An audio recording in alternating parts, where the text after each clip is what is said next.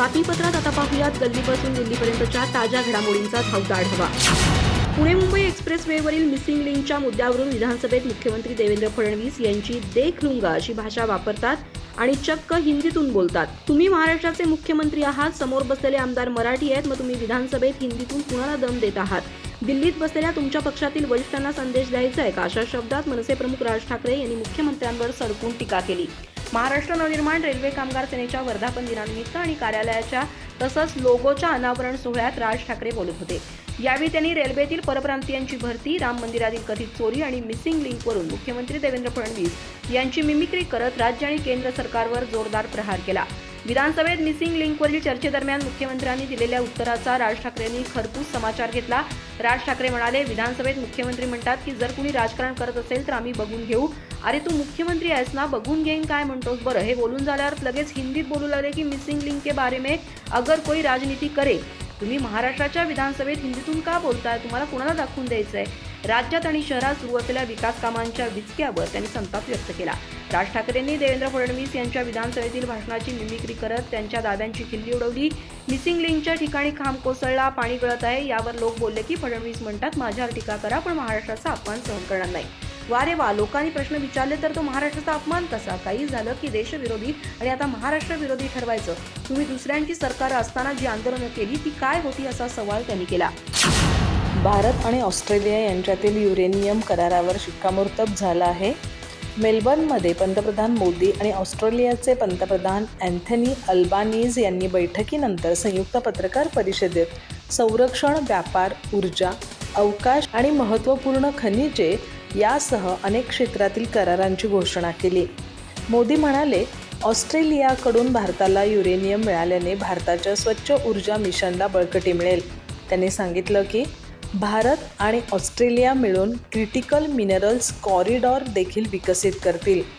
Cocos बेटावर space tracking terminal तयार केलं जाईल, ज्यामुळे भारताच्या गगनयान मिशनला मदत मिळेल. पंतप्रधानांनी सांगितलं, भारत आणि ऑस्ट्रेलियाचे नाते क्रिकेटसारखं आहे.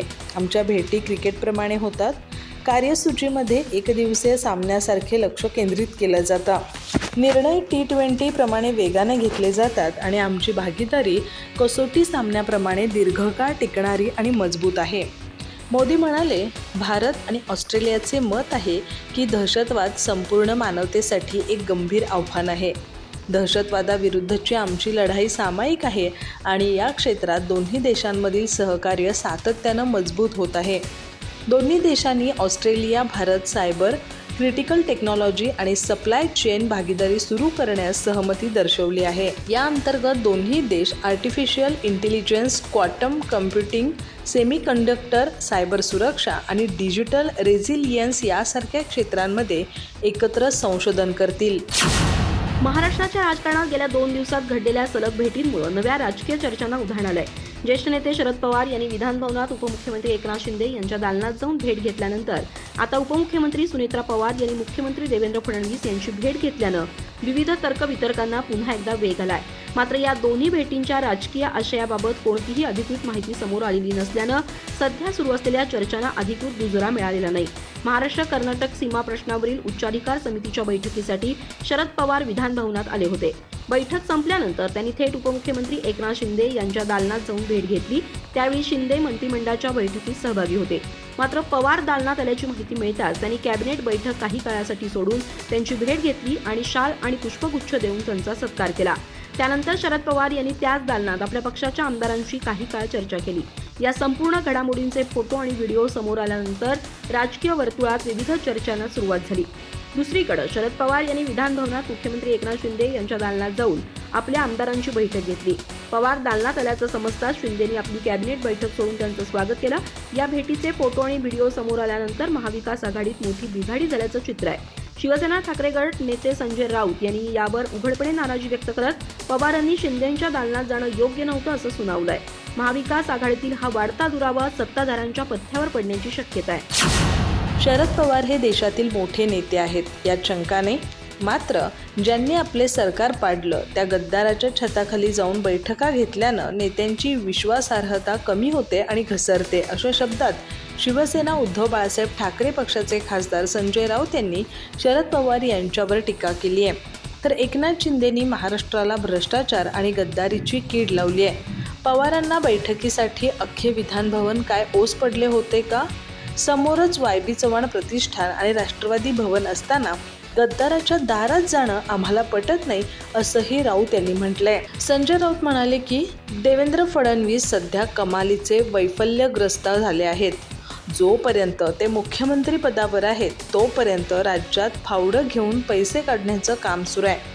राज्यातील वाढत्या गुन्हेगारीवर ते रोज खोटे बोलत असून विधानसभा अध्यक्षांना मराठी येत नाही हीच खरी राज्याची बदनामी आहे. फडणवीसांनी RSSने लिहिलेला खोटा इतिहास वाचू नये, हवं तर मी त्यांना खरी इतिहास संशोधक पुस्तकं पाठवतो, असा खोचक टोलाही त्यांनी लगावला. शासकीय प्रकल्पांमधील भ्रष्टाचारावर बोट ठेवत राऊत यांनी सरकारला सुलतान आणि निजामाची जोडी म्हटलं. ते म्हणाले, जनतेच्या कराच्या पैशातून मूळ किमतीपेक्षा दुप्पट तिप्पट खर्च दाखवून प्रकल्प राबवायचे, त्यात 200 ते 500 कोटी रुपये स्वतःच्या खिशात घालायचे आणि नंतर प्रकल्पाचा गाजावाजा करायचा हा धंदा सुरू आहे. पण जेव्हा त्याच प्रकल्पांना भगदाड पडतं आणि जनता जाब विचारते तेव्हा जनतेला थेट कुत्रं म्हटलं जातं. हा स्वाभिमानी जनतेचा घोर अपमान असून अशी गुंडशाही केवळ सुलतानाच्या काळातच घडू शकते. महाराष्ट्र समान नागरी कायदा लागू करण्याच्या हालचालींना राज्य सरकारनं मोठा वेग दिलाय. मुख्यमंत्री देवेंद्र फडणवीस यांनी आज विधानसभेत राज्यात समान नागरी कायदा लागू करण्याच्या अनुषंगानं अभ्यास करण्यासाठी सर्वोच्च न्यायालयाच्या माजी न्यायमूर्ती रंजना देसाई यांच्या अध्यक्षतेखाली 6 सदस्यीय उच्चस्तरीय समितीची घोषणा केली आहे. या समितीला येत्या 6 महिन्यात आपला अहवाल सादर करायचा असून यावर्षीच्या नागपूर हिवाळी अधिवेशनात हा कायदा सभागृहासमोर मांडण्याचा सरकारचा प्रयत्न असल्याचं मुख्यमंत्र्यांनी स्पष्ट केलं. काही दिवसांपूर्वीच गृहराज्यमंत्री योगेश कदम यांनी विधानसभेत याबाबतचे संकेत दिले होते. त्यानंतर आता मुख्यमंत्र्यांनी अधिकृत घोषणा केली आहे. कायद्याच्या मसुद्याचा कायदेशीर, सामाजिक आणि प्रशासकीय बाबींचा अभ्यास करण्यासाठी स्थापन करण्यात आलेल्या या समितीत सर्वोच्च आणि उच्च न्यायालयाचे माजी न्यायाधीश, घटनातज्ञ, माजी सनदी अधिकारी आणि सामाजिक क्षेत्रातील व्यक्तींचा समावेश आहे. विधानसभेत बोलताना मुख्यमंत्री फडणवीस म्हणाले की या 7 जणांची समिती गठीत करण्यात येत असून पुढच्या 6 महिन्यात या समितीनं आपला अहवाल देणं अपेक्षित आहे.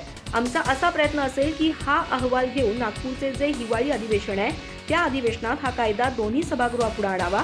हा कायदा लागू झाल्यास धर्म, जात किंवा पंथ विचारात न घेता विवाह, घटस्फोट, वारसा हक्क आणि दत्तक घेण्याबाबत सर्वांसाठी एकच आणि समान नियम लागू होतील. केंद्रीय गृहमंत्री अमित शहा यांनी यापूर्वी स्पष्ट केलंय की समान नागरी कायद्याच्या कक्षेतून आदिवासी समुदायाला वगळलं जाण्याची शक्यता आहे. याआधी कायदा लागू झालेल्या राज्यांमध्येही आदिवासींना यातून वगळण्यात आलंय. भारतीय रेल्वेच्या नंदीग्राम एक्सप्रेसमधील फर्स्ट AC कोचचा एक व्हिडिओ सध्या सोशल मीडियावर तुफान व्हायरल होतोय. या व्हिडिओमध्ये रेल्वेचा डबा एखाद्या हनीमून सूटसारखा गुलाबाच्या फुलांनी आणि फुग्यांनी सजवलेला दिसतोय. मात्र नवविवाहित जोडप्याचा हा रोमॅन्टिक बेत रेल्वे प्रशासनाच्या आणि कर्मचाऱ्यांच्या चांगलाच अंगलट आलाय. दक्षिण मध्य रेल्वेने या सुरक्षा त्रुटींची गंभीर दखल घेत ड्युटीवर असलेल्या मुख्य तिकीट निरीक्षकाला तत्काळ निलंबित केलाय. हा सर्व प्रकार 6 जुलै 2026 रोजी धावणाऱ्या ट्रेन क्रमांक 11002 नंदीग्राम एक्सप्रेसमध्ये घडला. एका नवविवाहित जोडप्याने त्यांचा प्रवास खास बनवण्यासाठी फर्स्ट AC कोचची सजावट करण्याचं ठरवलं. यासाठी त्यांनी राहत रूम डेकोरेशन या खाजगी डेकोरेटरला ऑनलाईन बुक केलं होतं. हे जोडपं छत्रपती संभाजीनगरहून कारने जालना रेल्वे स्थानकावर पोहोचलं. मात्र ते ट्रेनमध्ये बसण्यापूर्वीच या डेकोरेटरने जालना स्थानकावर डब्यात अनधिकृतपणे प्रवेश केला. डेकोरेटरने संपूर्ण कोच लाल पांढरे फुगे, हृदयाच्या आकाराचे शोभेचे साहित्य, गुलाबाच्या पाकळ्या आणि अप्पर बर्थवर आय लव्ह यू असा संदेश लावून सजवला. व्हिडिओ सोशल मीडियावर आल्यानंतर या हनीमून कोचची इंटरनेटवर जोरदार चर्चा सुरू झाली. हा व्हिडिओ व्हायरल झाल्यानंतर फर्स्ट AC मधील सुरक्षेवर मोठं प्रश्नचिन्ह निर्माण झालं. दक्षिण मध्य रेल्वेने Xवर निवेदन जारी करत या प्रकरणावर तातडीने कारवाई केली. रेल्वे प्रशासनाच्या म्हणण्यानुसार डेकोरेटरचा कोचमधील प्रवेश पूर्णपणे अनधिकृत होता आणि ही एक अत्यंत गंभीर सुरक्षा त्रुटीही आहे. या हलगर्जीपणाबद्दल ड्युटीवर असलेले मुख्य तिकीट निरीक्षक गिरीश कुमार यांना तत्काळ निलंबित करण्यात आलंय. तसंच त्यांची सविस्तर विभागीय चौकशी सुरू करण्यात आली आहे. रेल्वेच्या सुरक्षित परिसरात अनधिकृत प्रवेश केल्याप्रकरणी संबंधित डेकोरेटरवर रेल्वे कायद्याअंतर्गत गुन्हा दाखल करण्यात आला आहे. पुणे मुंबई एक्सप्रेस वेवरील मिसिंग लिंक प्रकल्पाला स्थगिती देण्यावरून मुख्यमंत्री देवेंद्र फडणवीस यांनी केलेल्या टीकेला आता माजी मुख्यमंत्री आणि काँग्रेसचे ज्येष्ठ नेते पृथ्वीराज चव्हाण यांनी सडेतोड उत्तर दिलंय. आमदार खरेदी करण्यासाठी लागणारे 50-50 खोके कुठून येतात, तर हा सर्व पैसा रस्ते कंत्राटामधून येतो, असा खळबळजनक आरोप चव्हाण यांनी केलाय. कर्नाटकातील पे सीएम आणि 40% कमिशनच्या घोषणेपेक्षा महाराष्ट्रातील परिस्थिती अधिक भयंकर असल्याचं सांगत त्यांनी राज्य सरकारच्या कारभारावर आणि भ्रष्टाचारावर सडकून टीका केली आहे. बीबीसी मराठीला दिलेल्या विशेष मुलाखतीत पृथ्वीराज चव्हाण यांनी मिसिंग लिंक, समृद्धी महामार्ग, रस्त्यांवरील खड्डे आणि राज्यातील राजकीय परिस्थितीवर सविस्तर भाष्य केलंय. देवेंद्र फडणवीस यांनी केलेल्या आरोपांचं खंडन करताना चव्हाण म्हणाले की मिसिंग लिंक प्रकल्पाची संकल्पना मुळात काँग्रेस आघाडी सरकारचीच होती. मी या प्रकल्पाचं काम बंद पाडलं किंवा होऊ दिलं नाही अशी जी चर्चा सुरू आहे ती चुकीची आहे. डिसेंबर 2013 मध्ये मी या प्रकल्पाला केवळ स्थगिती दिली होती कारण मला याचे कॅल्क्युलेशन्स आणि सेफ्टी चेक पुन्हा करायचं होतं. अशा प्रकारचा बोगदा देशात यापूर्वी कुठेही झाला नव्हता. त्यामुळे सुरक्षेच्या दृष्टीनं विंड टनेल स्टडीसारखे अभ्यास नव्यानं करण्याची गरज होती. डिझाईन आणि प्रकल्पाला माझा कधीही विरोध नव्हता. सरसकट कर्जमुक्ती, पीक विमा, हमीभाव आणि इतर प्रलंबित मागण्यासाठी रविकांत तुपकर यांच्या नेतृत्वाखाली मुंबईत झालेल्या आक्रमक आंदोलनानंतर अखेर राज्य सरकारने चर्चेची भूमिका घेतली आहे. विधान भवनात घुसण्याचा प्रयत्न, सातबाऱ्यांच्या प्रती भिरकावणं, सोयाबीन कापूस उधळणं तसंच कार्यकर्त्यांनी मंत्रालयासमोरील झाडांवर चढून आंदोलन केल्यानं प्रशासनाची मोठी धावपळ उडाली.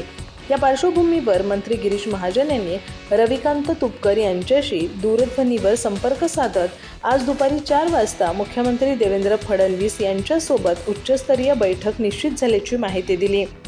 सरकारकडून बैठकीचा निरोप मिळाल्यानंतर रविकांत तुपकर यांनी आझाद मैदान पोलीस ठाण्यातून मंत्रालयासमोरील झाडांवर आंदोलन करणाऱ्या कार्यकर्त्यांशी फोनवरून संवाद साधला. तुमचा जीव आमच्यासाठी महत्त्वाचा आहे, लढणारी माणसं टिकली पाहिजेत असं आवाहन करत त्यांनी आंदोलनकर्त्यांना खाली उतरण्याची विनंती केली. त्यानंतर कार्यकर्त्यांनी आंदोलन स्थगित केलं. आता या बैठकीत कर्जमुक्ती, पीक विमा, शेतकरी सन्मान निधी आणि हमीभाव यासारख्या प्रमुख मागण्यांवर सरकार कोणता निर्णय घेतं याकडे राज्यभरातील शेतकऱ्यांचं लक्ष लागलंय. एकीकडे पोलीस तुपकरांना गाडीत टाकत असतानाच दुसरीकडे आंदोलक अधिकच आक्रमक झाले. काही आंदोलक शेजारील एका मोठ्या झाडावर चढले. अत्यंत धक्कादायक बाब म्हणजे या आंदोलकांनी आपल्यासोबत दोऱ्या आणल्या होत्या. झाडाच्या फांदीला दोरी बांधून ती थेट स्वतःच्या गळ्यात अडकवून त्यांनी आत्महत्येचा प्रयत्न केला. सरकारने तत्काळ विनाअट कर्जमुक्तीची घोषणा करावी, अन्यथा आम्ही याच झाडावर गळफास घेऊन आमचं आयुष्य संपवू असा आर्त टाहो आंदोलकांनी झाडावरून फोडला. अधिक माहिती आणि ताज्या घडामोडींसाठी आजच आमचे चॅनल सबस्क्राईब करा.